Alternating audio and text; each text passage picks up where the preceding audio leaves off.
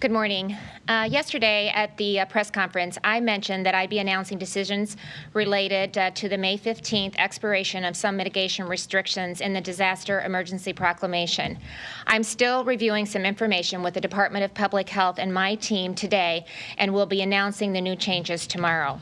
I know that Iowans and businesses are eager to know what's next, but as I've said all along, these decisions must be made carefully and driven by data, and I look forward to providing that update tomorrow. If you're following Iowa's numbers on the COVID-19 dashboard, you'll have noticed an uptick in positive cases reported today. I want to provide an important clarifying point about this total. Of today's 539 new positive cases reported, 319 were among Iowans who were tested in Nebraska between April 28th and 30th, tied to a processing plant. They were notified of the results shortly after being tested, but the reporting back to the state of Iowa was delayed. But we do have, so those are included in today's case counts. If there is one thing that COVID-19 has shown us, it's the little things that we likely took for granted that made our life seem normal, like taking the family out for dinner, having the grandkids over for a sleepover, or just seeing them off to school, going to church on Sunday, or being able to head to work in the morning. And while so much has changed in a short period of time, it's hard to believe it's just been 2 months, working together, Iowans will get life back to normal. One of the greatest scientists, Marie Curie, once said, and I quote, "Nothing in life is to be feared. It's only to be understood. Now is the time to understand more so we may fear less." Our goal from the beginning has been to protect the health of Iowans, flatten the curve, do everything we could through our mitigation efforts to manage our healthcare resources so that we didn't overwhelm our healthcare systems. And we've done that. Today, we have 699 vents available and 451 ICU beds. Surge plans are in place, and our healthcare systems are ready. Because of meeting that, we're able to safely and responsibly open our state. Testing is happening across all of Iowa. In fact, since March, we've increased our testing and processing capacity at the State Hygienic Lab over 800%. We've gone from 300 a day, processing 300 a day, to 1,300 a day, to 3,800 a day. We've deployed strike teams to conduct surveillance testing in communities where virus activity is increasing. And by the end of the week, we'll have opened 8 test sites. The newest will open Saturday in Storm Lake. From the State Hygienic Lab to Test Iowa to individual hospitals and clinics to our long-term care, manufacturing, and community Iowa test sites, and soon-to-be point-of-care testing, our state has mobilized with multiple partners and options to significantly expand testing, scale case investigation, all which enables us to track virus activity across the state and deploy targeted strategies to contain and manage it.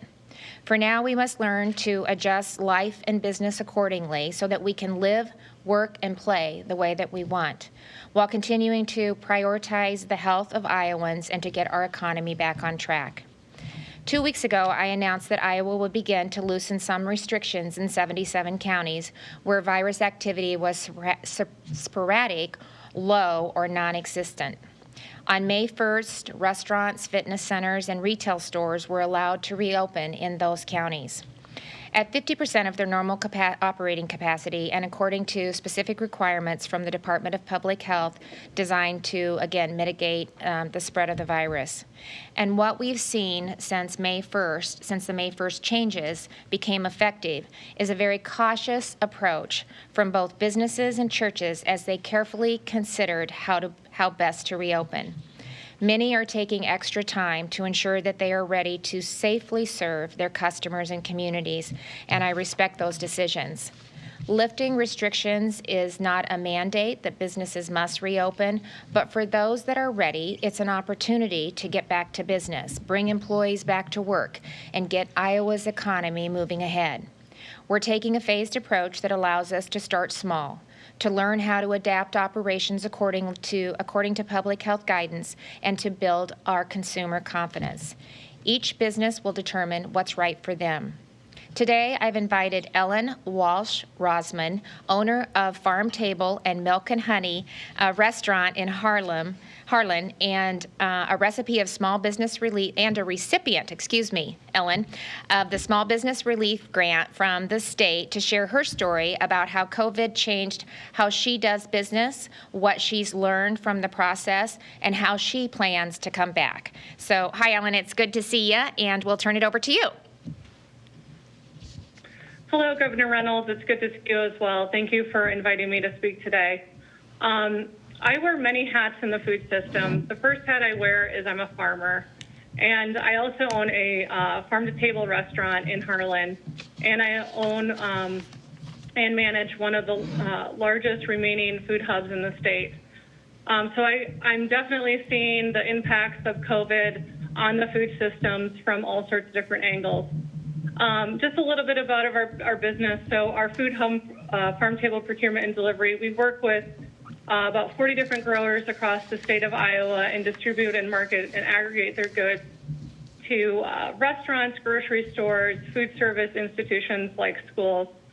And now more than ever, food hubs and local food seems to be relevant and be at the center stage.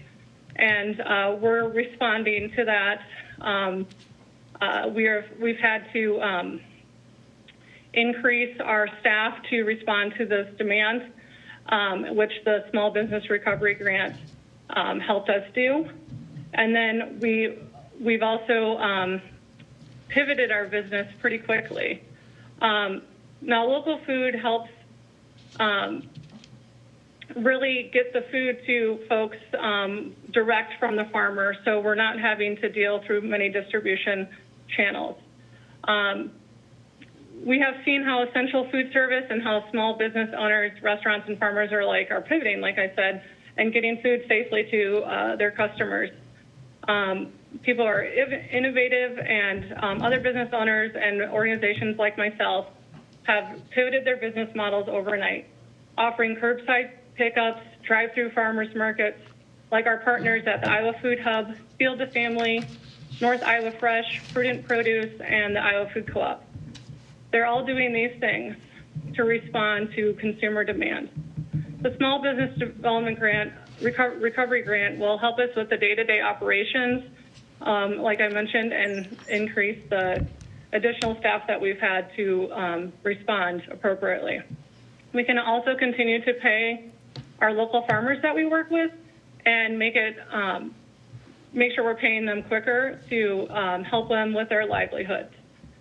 And I also own a restaurant, like I mentioned, called Milk and Honey on the square, and we have a very small staff, about 6 employees, and we were able to pivot. It was very scary at first when we closed because we didn't know what the future would look like.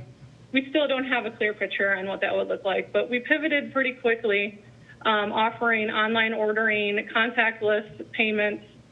Our sales are significantly down, which the Small Business Recovery Grant is helping make up for. And our employees have had to make big sacrifices for their families. But getting this grant will help us pivot and alleviate some of the risks that we're taking to keep our doors open and keep serving the public and doing it safely. So we haven't completely opened our restaurant because we have a very small restaurant. We seat about 49 people. So we just couldn't find a way to make that work. And we have a very small staff, like I mentioned, of 6 people. And we don't really want any of them to get sick, else we'll have to completely shut down the restaurant.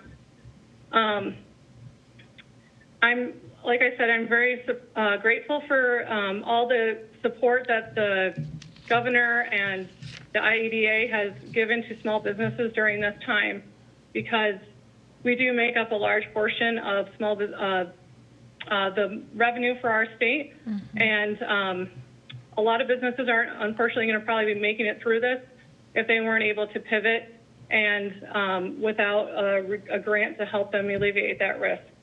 I do want to say that the reality, though, is we still need to continue to support small businesses. They are still struggling. It's not over.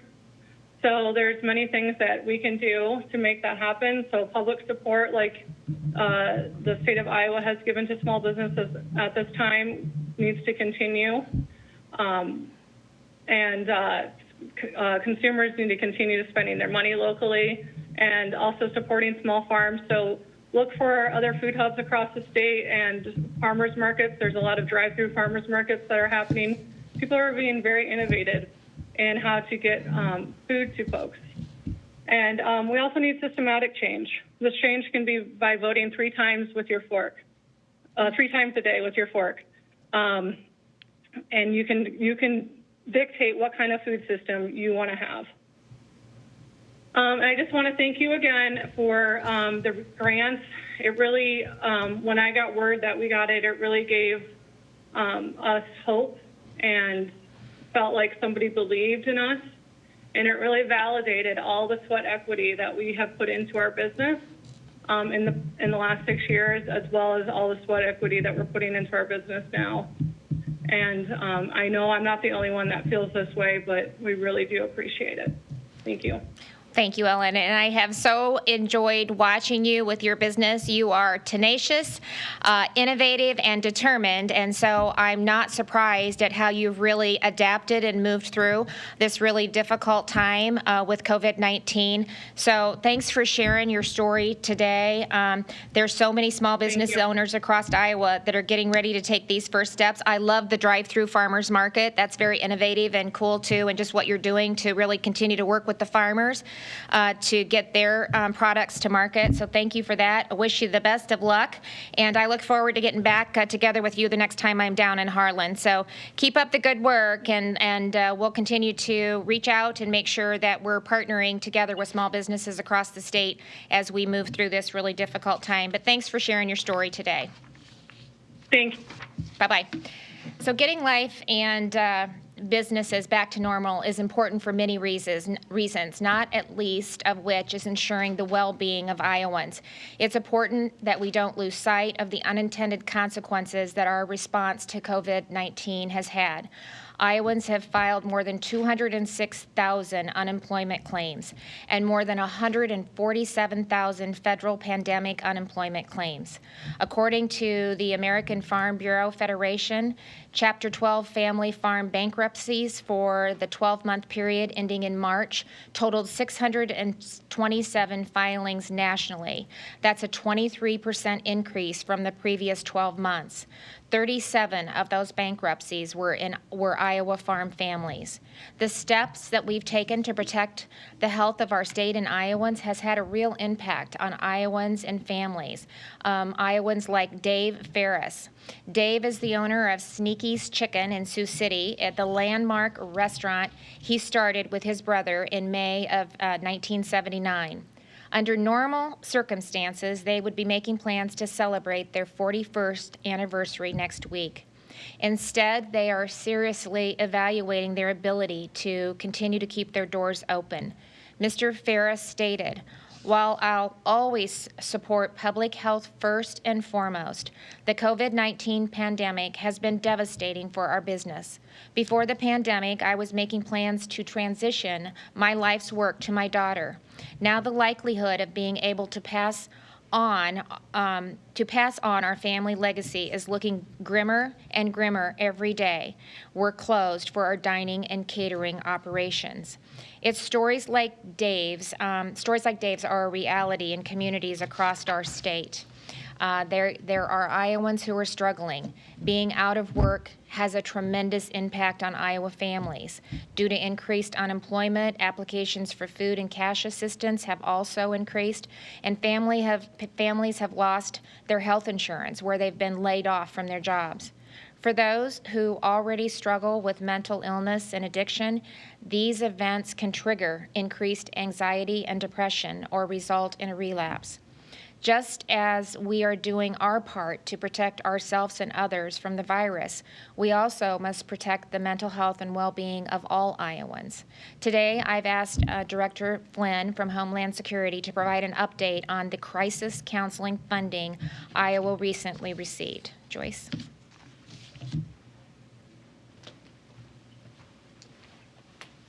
Thank you, Governor. I'm pleased to share that today the required application to the Federal Emergency Management Agency's regional office in Kansas City for approval of the Crisis Counseling Assistance and Training Program will be submitted. The governor's request for activation of the Crisis Counseling Program was approved April 30th. Like many disaster recovery programs, funding is awarded through the Iowa Department of Homeland Security and Emergency Management. For this program, Director Kelly Garcia and her team at the Department of Human Services developed the application for review and will contract with 5 providers from across the state to deliver the services. Program services are provided at no cost to Iowans. Based on the specifics of this event, DHS has developed a plan for statewide virtual outreach of services with a focus on special populations.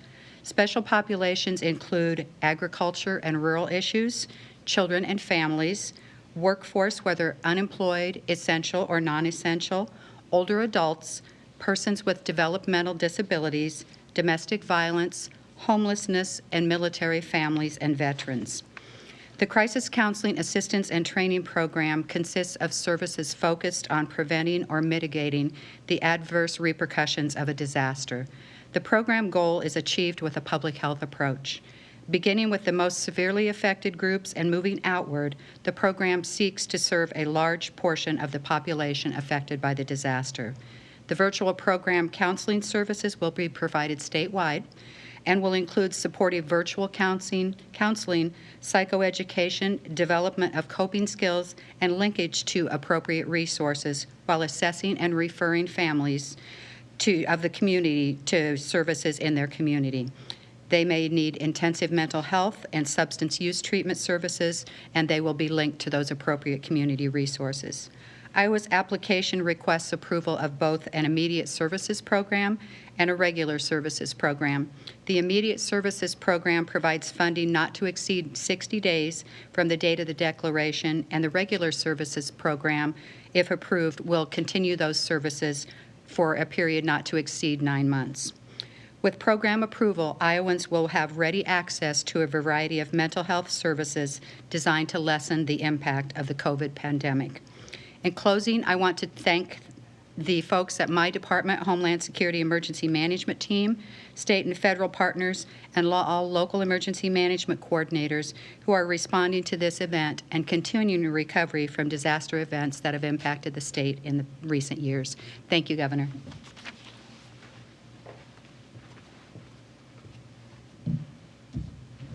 Thank you, Joyce, and I want to thank you and your team for doing so much to serve Iowans at this time. Your work is critical to our response, and I'm extremely grateful.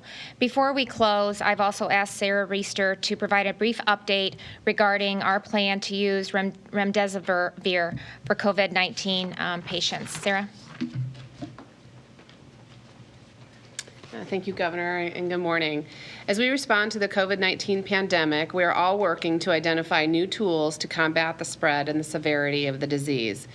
As many of you may know, the U.S. Food and Drug Administration, or FDA, has issued an emergency use authorization for the investigational antiviral drug remdesivir for the treatment of COVID-19.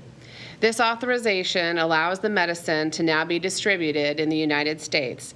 It was previously only able to be used in clinical trials and for other investigational research.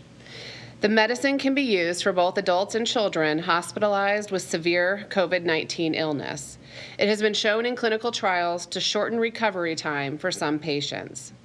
At this time, Iowa has received 400 vials of remdesivir. Patients will require either 6 or 11 vials for treatment, depending on their needs. The distribution to Iowa is part of the U.S. Department of Health and Human Services' latest effort to provide 14,400 vials of the medicine to state health departments. The 400 vials provided to Iowa will be distributed by the State Hygienic Laboratory according to the number of hospitalized patients in an area, the number of patients in an intensive care unit in an area, the trends in those numbers over the last month, the trends in disease activity, including new cases over the past 2 weeks, and the available resources, including equipment and personnel needed to appropriately manage these patients and this medication and their potential side effects. We are consulting with infectious disease clinicians, pharmacists, and hospitals across the state in establishing these criteria as we work to quickly distribute the medicine. We will continue to share lessons learned and insights as we move forward with managing this medication and any additional resources we might receive in Iowa. Healthcare providers and patients receiving the information or the medication will get detailed fact sheets from the FDA about the medicine so they know how to administer it and what to expect. The drug must be administered intravenously by healthcare providers to hospitalized patients with severe disease. Severe disease is defined as patients with low blood oxygen levels or those who need oxygen therapy or more intensive breathing support, such as a mechanical ventilator. The emergency use authorization was issued to Gilead Sciences, which had been doing work with investigational medicine and who has agreed to provide it at no cost for distribution to state health departments.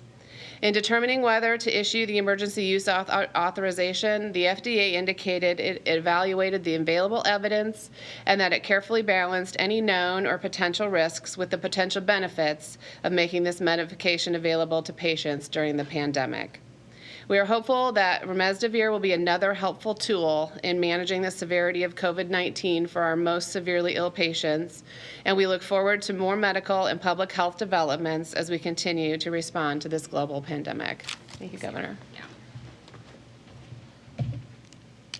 Thank you, Sarah. So finally, in closing today, before the end of Nurses Week, I want to thank Iowa's nurses who are at the heart and soul of healthcare.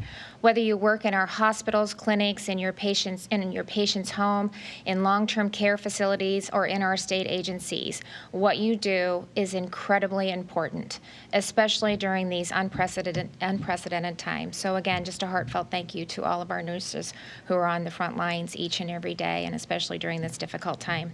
Thanks for everything that you do, and thank you for being there now for the Iowans who need you most. So with that, we will open it up for questions.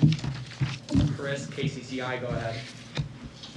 Hi, Governor. So what specifically is holding you back from easing the restrictions today or announcing those restrictions? Is there a set of information you hope to get in the next 24 hours will help you make that determination? No, well, they don't really expire until the 15th, so we had some time. So I want to continue to look at the data and work with the Department of Public Health and our team.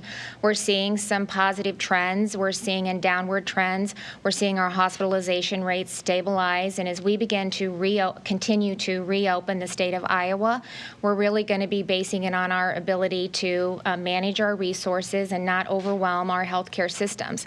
And because of Iowans' response and what we've been able to put together with unprecedented collaborations between our healthcare systems, we are in really good shape. But as we implement the testing sites across the state and we continue to look at the trends, I made the decision to just wait one more day before I move forward with making the decision. So we'll do that tomorrow, and we'll continue like we do every day. I mean, when I say we are looking at the data on a daily, weekly, we're looking at it from a 3-day, a daily, a 3-day, a 14-day rolling average. We're looking at different areas of the state. We're gathering the data that we see when we go in and do some significant testing at some of our facilities, the spike that we see that we anticipated happening, and then the time that it takes for them to recover and what that looks like, 7 to 14 days out. So we've got some pretty significant data that we've been able to collect from the eastern side of the state as we start to see the virus moving west. So that'll be very helpful and informative as we target our response and do our testing in central Iowa moving west as we see the virus continue to work from the eastern side of the coast more towards the Midwest and continue moving west. So that's what we'll continue to look at. They don't expire until Friday, so we'll make those decisions. We'll make that announcement tomorrow. Aaron Murphy, Lee News. Thank you, Governor. Your order, and correct me if I'm wrong on this, but your order says schools can start earlier than the August 23rd date, only if doing so extends next year's calendar beyond the normal 180 days or 1,080 hours.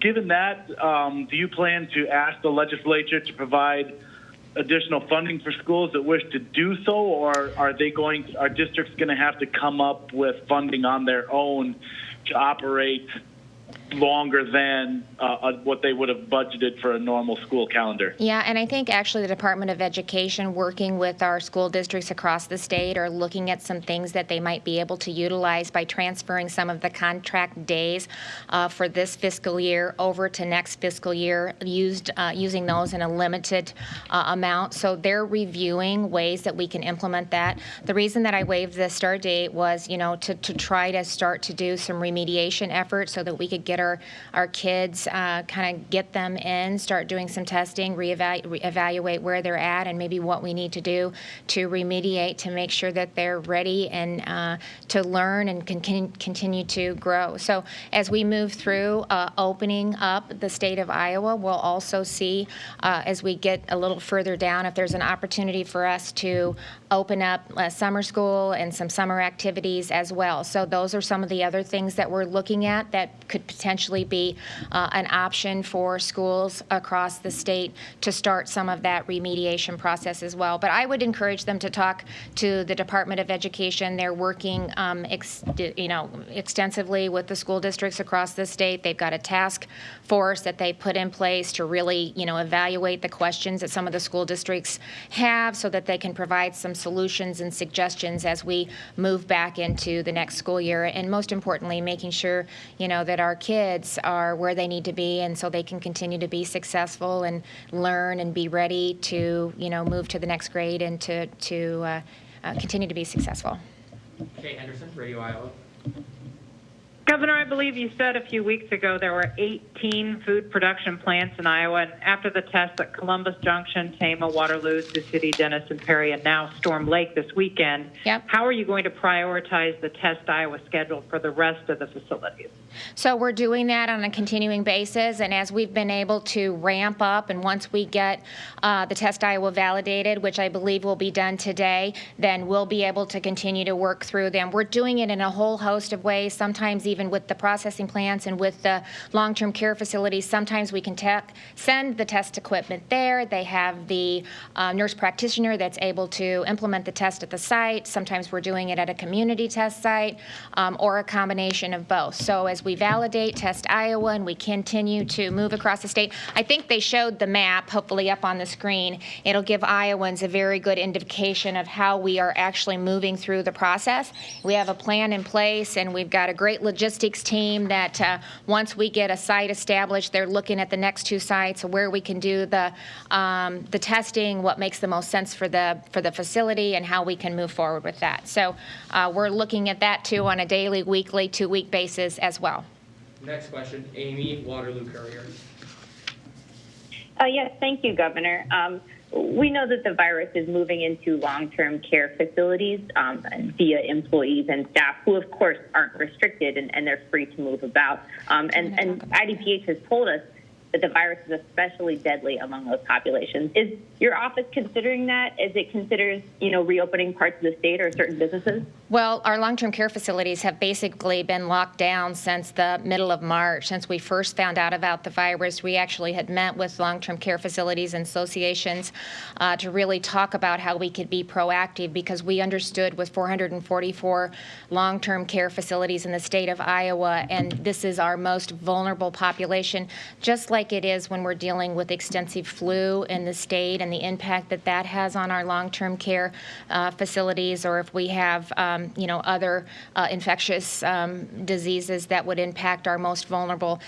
We came together and talked about what we needed to do to be proactive, and that meant restricting visitors, then shutting down visitors, testing employees before they came into the facility, making sure that they had adequate PPE in order to take care of the long-term care residents. But do you have anything to add to that we've done, in conjunction with that? No, I would just reinforce what the governor said, just in terms of making testing supplies and facilitating testing for long-term care facility employees. And so the governor and her administration and the Department of Public Health have just been working really closely with those facilities to make sure that they have access to testing that they need so that they can identify and exclude anybody who might be ill from the workforce to prevent the spread of the virus within those facilities. Yeah, that's a really good point, Sarah. I think I said yesterday we've tested 115 facilities already, and that number continues to increase. And it's sometimes it's a partnership like we did in Dubuque, where it was your local public health working with the community to provide the testing through LabCorp, or whether it's a community test, Iowa test site like we did down in Louisa and Muscatine and Tama, where we could actually pull staff from several long-term care facilities to get them tested so we could start to understand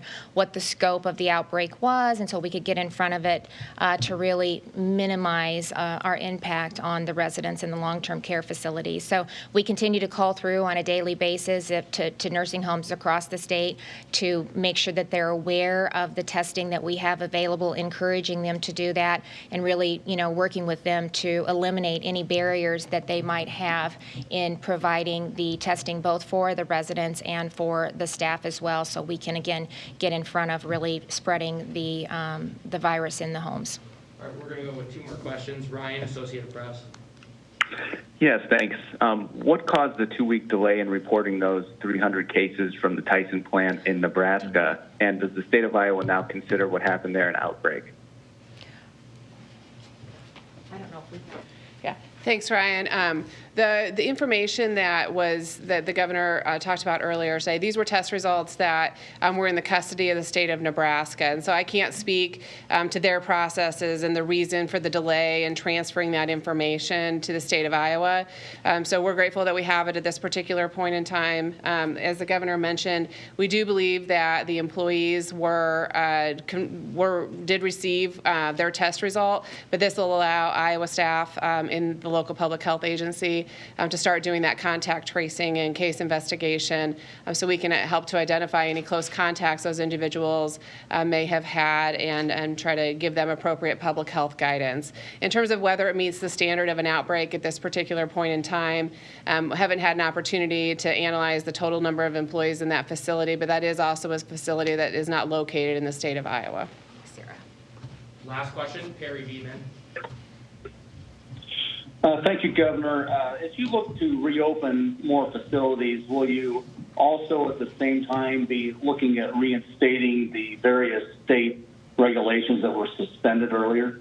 Yeah, that probably won't be a priority. We'll probably continue with most of those, at least until the end of the month. But our legal team, working in conjunction with the Department of Public Health and our various agencies, continue to review some of the regulatory relief that we've put in place.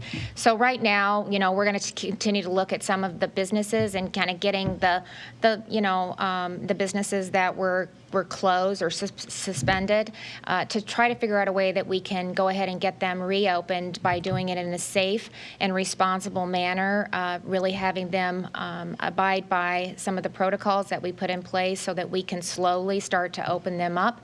And again, they've done a remarkable job. I'm really proud of the responsible way in which our businesses are implementing as they prepare to open back up to take care of their customers. So I'm proud of Iowans for the response that they have really taken to COVID-19, and especially to those businesses and churches and just organizations across the state as we start to and continue to open up Iowa. Thanks for being responsible, and we will together really, I think, we'll be able to manage the health and well-being of Iowans as well as their livelihood and the state of our economy as well. Thank you. Thank you very much.